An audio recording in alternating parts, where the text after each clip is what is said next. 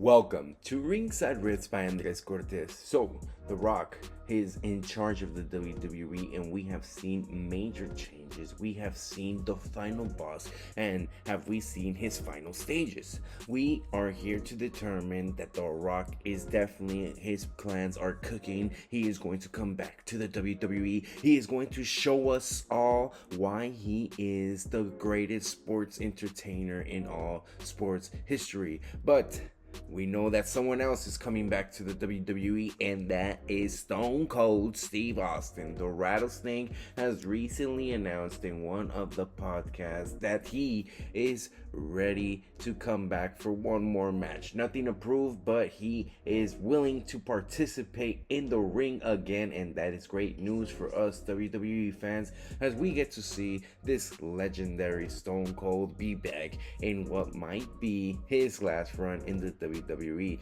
Now, it is definitely not for certain, and we know that the works have always been cooking because of what happened in WrestleMania. We know that Stone Cold was supposed to appear in WrestleMania in place of The Undertaker, but because of contract negotiations and things that went behind the scenes, Stone Cold was not the person that was selected, and The Rock, Triple H, and the rest of the TKO board members had to select The Undertaker, which in the end continued to make perfect sense to the storyline and was excellent choice for what we now established as WrestleMania 40. While we see Damian Priest, the winner of the championship in WrestleMania 40, he continues to be champion, but not for long, as the stories continue to develop that he will lose that title to Drew McIntyre.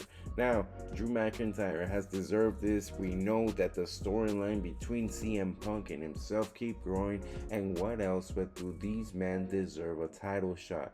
How can we compense Damian Priest though? We see that before our eyes the Judgment Day seems to be crumbling apart.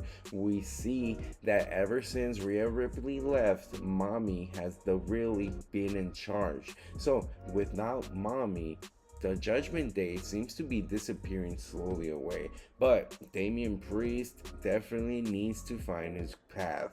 Now, another champion in the verge of losing her title is Bayley. We know that Bayley has definitely had a strong showing, deserved what she deserved at WrestleMania 40, which was the spotlight, which was the championship, but now it seems that her storyline is just dying out. I mean, okay, first of all, she went against Tiffy Time, and everyone wants Tiffy Time. She went against Naomi, and some people are fans of Naomi. But it seems to me now that everyone is ready for Tiffy Time. Everyone is taking their eyes off the Queen of the Ring, and because Tiffany Stratton did not qualify, then we can say that she might be ready to become the number one contender for the Women's World title. Now, who might also come back to the WWE? There has been rumors, speculations, articles, blog posts, and everything in between that RVD, Rob Van Dam, is coming back to the WWE. Now, if that doesn't excite you, I don't know exactly what you're doing as a WWE fan, because Rob Van Dam is one of the highest flying, pie-impacting WWE legends that has ever graced us in the ring, and with his return, that is definitely something to be excited about. We know that Triple H is definitely in the works of cooking, and if anything, we can only expect PLEs to keep exploiting and keep making an impact. Now, the King of the Ring is right around the corner, and what does that mean? We are here to expect some paychecks for some superstars, and definitely they need to make an impact. They need to bring some legends, and we might be seeing Rob Van Dam at the King of the Ring, Queen of the Ring tournament. Now, what do you think about Solo Sikoa's new look? Is he the head of the table? Are you acknowledging him? Because I still acknowledge Roman Reigns. And for me, Solo Sokoa seems to want to take the head of the table, but there is no respect. Why? Because you got Tama Tonga looking like a total badass, and Tualoa over here acting his part, and they're both doing great. And it seems to me that this fraction is more powerful together than an actual solo entity. Now, what we have to understand is that Solo hasn't been the powerful force, and who white we also see back in the WWE. But the four mentions of who will help out the Uso brother, the Usi main event, Jay Uso, who will see Rikishi. And now we know that there is a whole bloodline, bigger bloodline storyline cooking up. We got Roman Reigns coming back. We got Paul Heyman switching sides. Rikishi getting involved.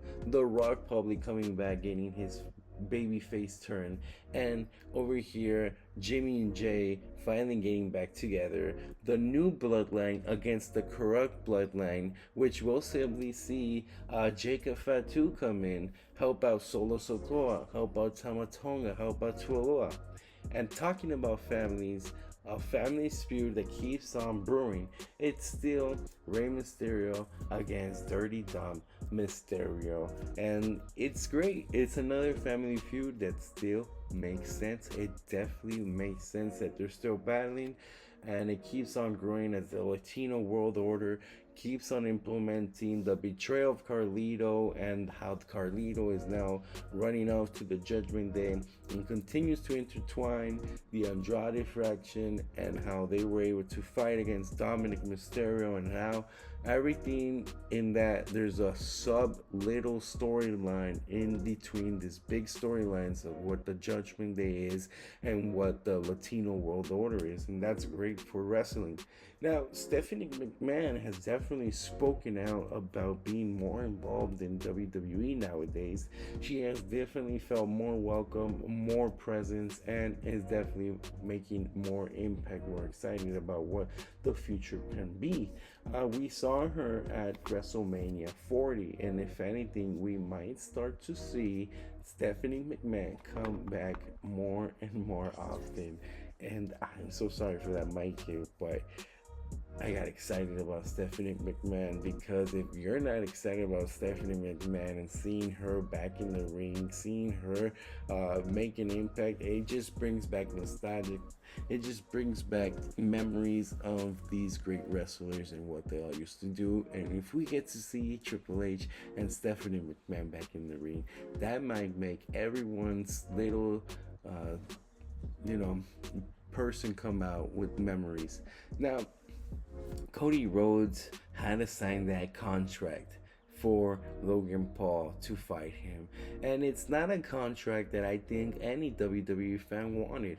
We all wanted Cody Rhodes to unify that title and have the United States World Champion title and have this badass looking title that he has once created, but instead Logan Paul chickened out. It is not going to be defending his US Championship, and now we have Cody Rhodes just defending it against Logan Paul.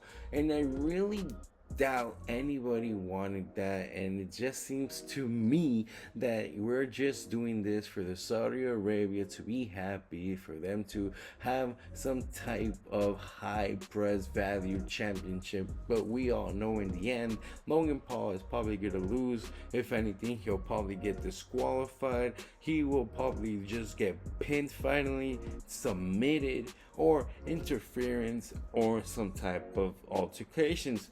Definitely be sure to watch out for any gimmicks that are going to be set and what stance we might see.